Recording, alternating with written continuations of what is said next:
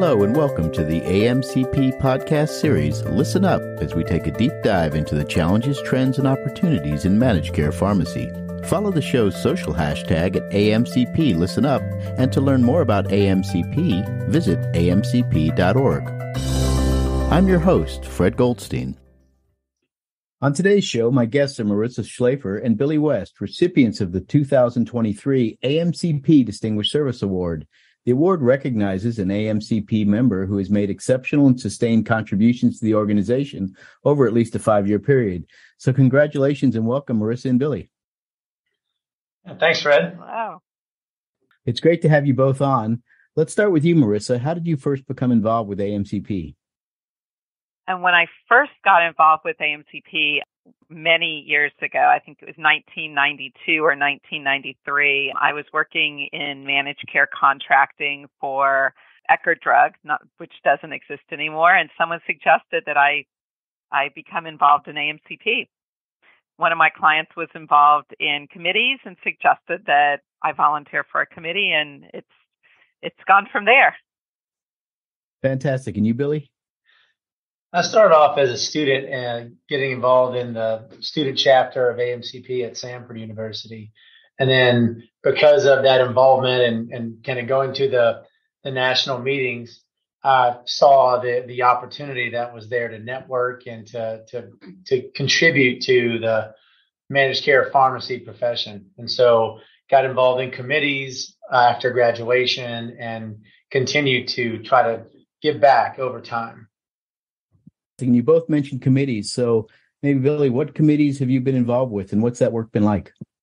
Mostly the government affairs committees early in my career, Legislative Regulatory Action Committee or LRAC, the Policy Committee, which used to be called the Legislative Committee, I believe.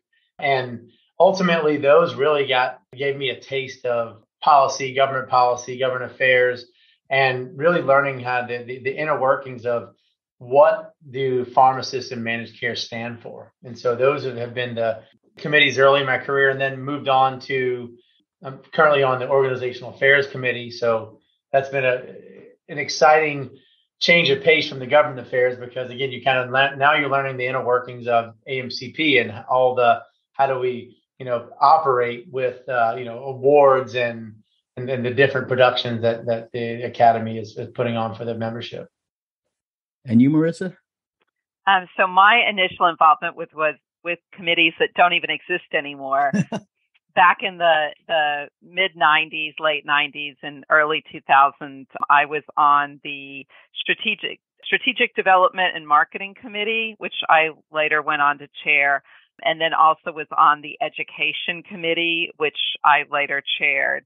Then I left volunteer involvement with AMCP for about 10 years, and when coming back was involved with the Public Policy Committee and then later the board. Yeah, it's fantastic to think about how important it is. One, obviously the education that AMCP provides and overseeing some of that, but also this whole policy thing. We're seeing it now in DC with so much going on around pharmacy policy and managed care. So I assume your input is really important, and to ultimately try and impact legislation to make it appropriate for the people that need the services. Exactly. I mean, AMCP does such a great job in that space. So being able to contribute, I think both Billy and I feel like that the ability to contribute to what AMCP does in that space is very important and helps really make sure that managed care pharmacy is serving patients well. And Marissa, I understand you also work for AMCP for some period of time as well as volunteer. Yeah, so when I was, at the same time that I was chairing the Educational Affairs Committee, I was hired by AMCP to lead pharmacy affairs, which at that time was professional practice, regulatory affairs, policy, being the lead pharmacist on staff at AMCP. And so I resigned as chair of the Educational Affairs Committee to take a full-time position with AMCP, and was there for 10 years. But it let me take the work I was doing as a volunteer that I loved doing and making it my full-time life for 10 years. So I really appreciated and valued the opportunity to have been involved with AMCP on both sides, both as a volunteer and as a staff member. Yeah, it's some great insights, obviously, and a little difference in how you impact the organization from either side, I guess. Definitely. You go from doing it and, our volunteers put in tremendous hours, but then you go to staff and it becomes your 24/7 life. So it's an ability to contribute in an even greater way. But what the volunteers do is so important. Right. I mean, the organization can only get so much done, and then you have a ton of expertise out there in your membership. So why not bring that expertise in? So, Billy, do you have a most interesting or valuable experience that you've had occur as a member of AMCP and volunteering? Yeah, I think that the most rewarding experience I had was actually chairing the policy committee years ago. It was a unique situation for me where essentially I was, typically you get appointed as the vice chair and then the chair and then you kind of move on. Well, right as I got appointed as vice chair, the person that was the chair retired. And so I took her year, I took my year, and then for some reason, not for some reason, but for basically to match the legislative cycles, I think the policy committee renewed every September when everything else typically renewed in April. Well, they wanted to align those. So then I got an additional several months of leading that committee. So it was like almost a 3-year stint of chairing policy. And again, what was so valuable about that was just being, having your finger on the pulse of the industry, really trying to help shape and guide a group of your peers in managed care pharmacy to help determine and establish the position statements for AMCP that ultimately get approved by the board, of course. But that was a special time in what I've, considered this, 20 years worth of volunteering at AMCP. And I can imagine having chaired committees in not-for-profit organizations similar to AMCP. You were the first years, you said, as a vice chair is usually, hey, I can learn it, I got it. But you were sort of thrown to the wolves. Then you have the good year where you're doing it. And then it's like, well, this is so easy. Now I get a little bit extra at the end, right? Exactly. It was a great experience. By the end, yeah, felt like I was a pro. And how about you, Marissa? Well, definitely the opportunity to serve as AMCP president was very special. Not special in the same way that anyone else's year as president was special, in that I had the opportunity to be the COVID president for AMCP, or to serve as president during the COVID year. So no conferences during my term as president or any in-person board meetings, but really had the chance to get involved in different ways, because so many of the decisions that were made that year, decisions to cancel conferences, decisions on what federal loans to go after, and decisions that really influenced the fiscal stability of the organization, where we never met in person, but our board probably met more often than any other AMCP board has. And it was just really, that focus on how do we serve members when we're not together in person. And then that was, of course, also the year that we all spent a lot of time thinking about how AMCP should focus on racial inequities and health disparities, and really had the opportunity to help kick off the work that AMCP has done in that space and that future presidents have continued. Yeah, I imagine that was quite the transition years. You're trying to figure all this stuff out. And at the same time, obviously, it's an organization supporting managed care pharmacy, which was such a critical piece of COVID to begin with. And getting that information out, I'm sure, was a major component. Definitely. I mean, the staff did an incredible job at that during that period of time of taking in, best practices from members, sharing that with other members, and making sure that, patients were able to get the medications they need, the vaccinations they need.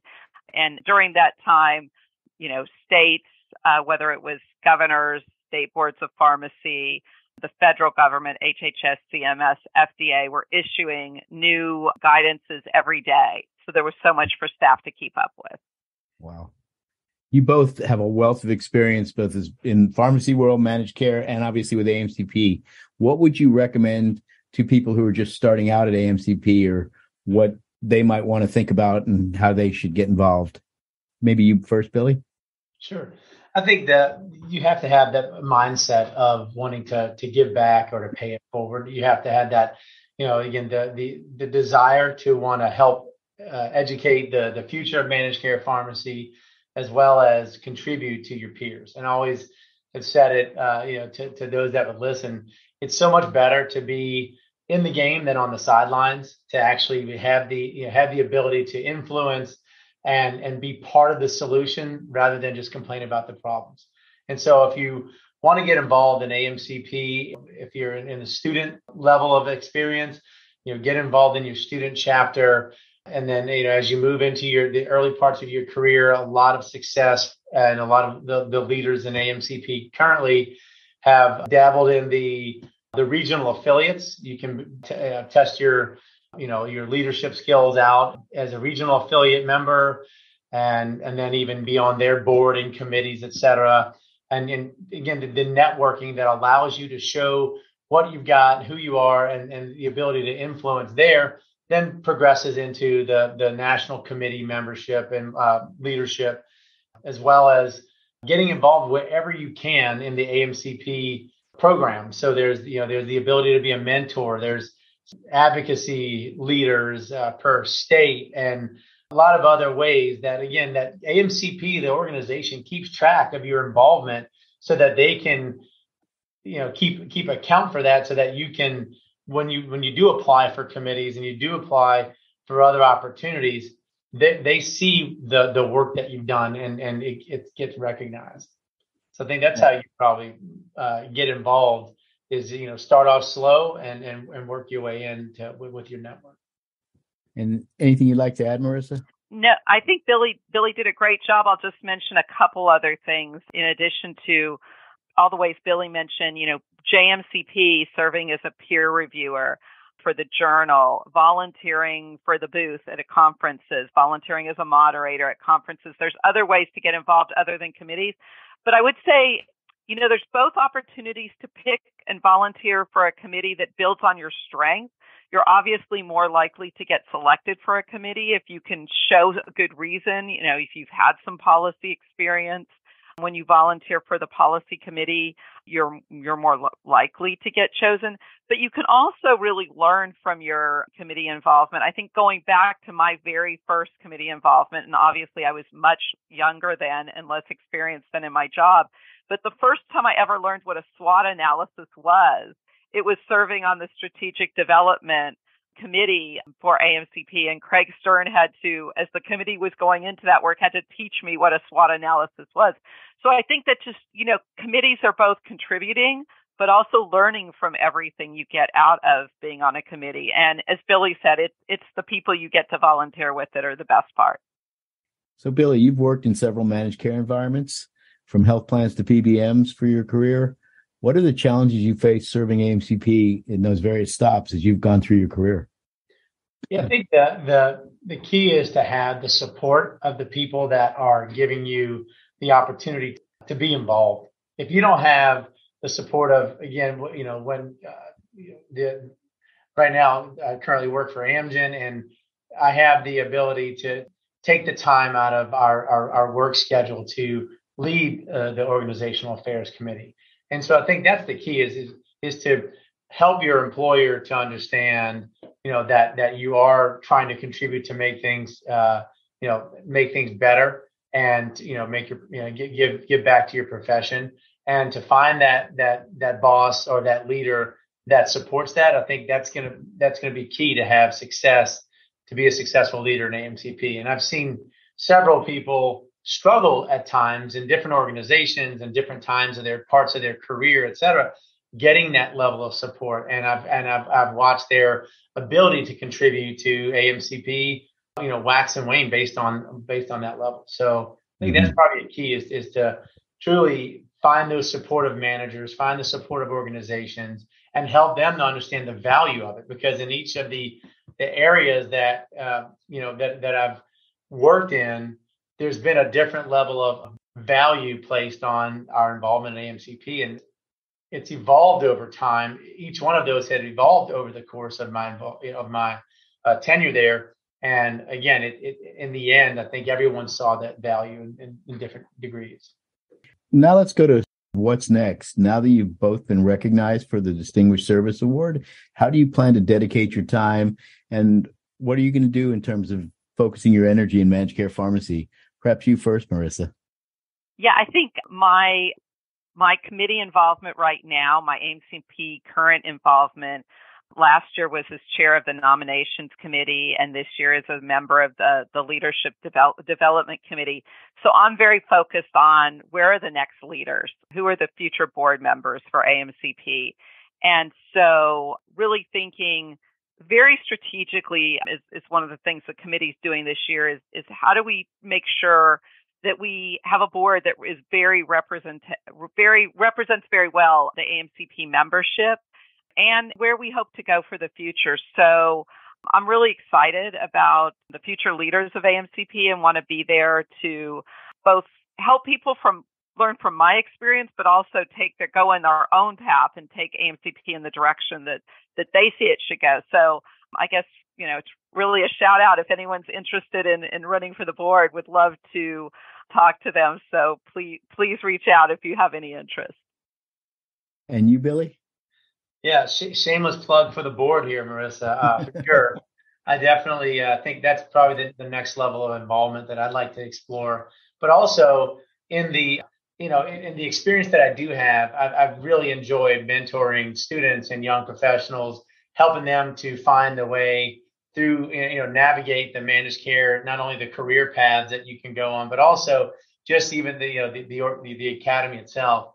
And so working through those pieces and trying to volunteer to help people to be successful in that respect is where I think I'm going to continue to spend my time, as well as, again, potentially looking to increase my involvement where possible. Well, congratulations to both of you for being recipients of the award. Thanks for all your efforts on behalf of AMCP and to the organization, and thank you for coming on the show. Thanks, Fred. Appreciate it. Thanks, Fred. And thank you for joining us today. If you like this show, you can find all our episodes at amcp.org/podcast, on our show page at healthcarenowradio.com, or on your favorite listening platform by searching Healthcare Now Radio. You can follow our show's social hashtag at AMCPListenUp, and don't forget to share, like, and follow AMCP.org on LinkedIn, Twitter, Instagram, and Facebook. I'm Fred Goldstein for AMCP. Until next time.